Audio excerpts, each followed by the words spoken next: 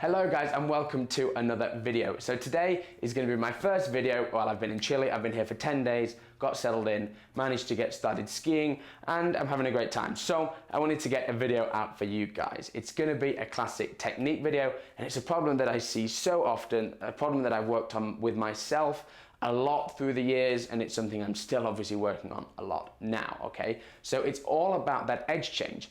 But again, I want this video to not just be a simple edge change earlier. I want it to be maybe looking at a different angle of something that maybe will help you improve if you've been struggling with that edge change for a long time, okay? So the biggest problem I see is the difference between your lean angle, so how much you're leaning away from the boat, which obviously tips your ski more over, and how much rotation you're taking with your body and your ski with that lean, okay?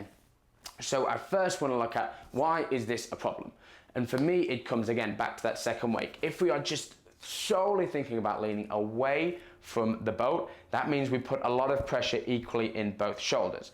And if we are at this position off that second wake, so our feet are really far away, we're this way, we're open, we then have to make a big move to get back to the middle of our feet through our edge change. We can't edge change from here because the ski has to come underneath us. So what I see so commonly, again, this isn't a problem for everyone, but it can maybe be the thing that'll help you. You have to make a big move from here, your feet come underneath you, they release, and then all that happens is you get chucked inside, okay? This means that everything's inside the buoy line, everything's running in very, very fast, and it makes it tough to make that nice turn because we're coming in on the inside of the buoy. We're not getting that nice arc that people like to see and feel.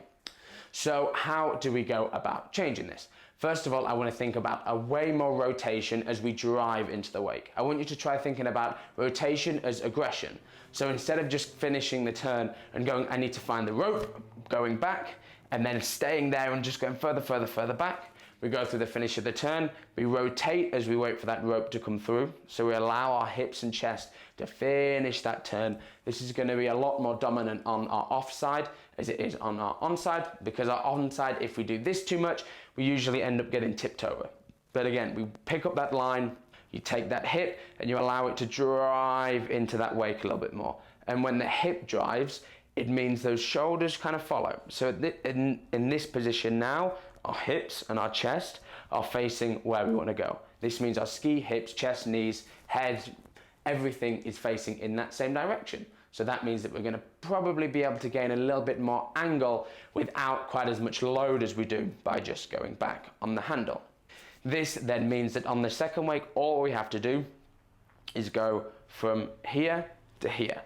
And then we can have a lot less chance of being chucked inside. Whereas if you have to go from here to here and make a backwards, forwards, and a rotation at the same time, I see a lot of people struggling with getting thrown into the boat and again, getting flown at the buoy. And something I want to mention is some people like Dane Meckler. He does a fantastic job out of his onside of turning, letting everything come here and making that big move and making it very balanced. He just ran 41 in a Worlds. He obviously does it very well.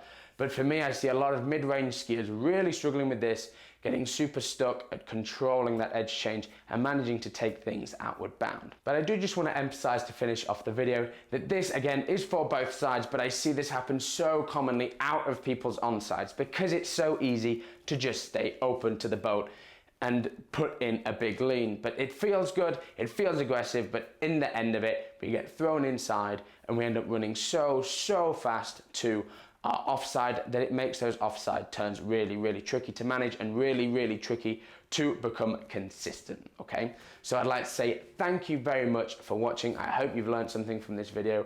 Again, I want you to think of this as a bit more of an alternative approach to going about your edge change and why maybe looking at something different would help out that edge change and hopefully really help out your consistency on your offside turns as a result. So thank you very much for watching. Please subscribe or hit the like if you like this video. Drop a comment.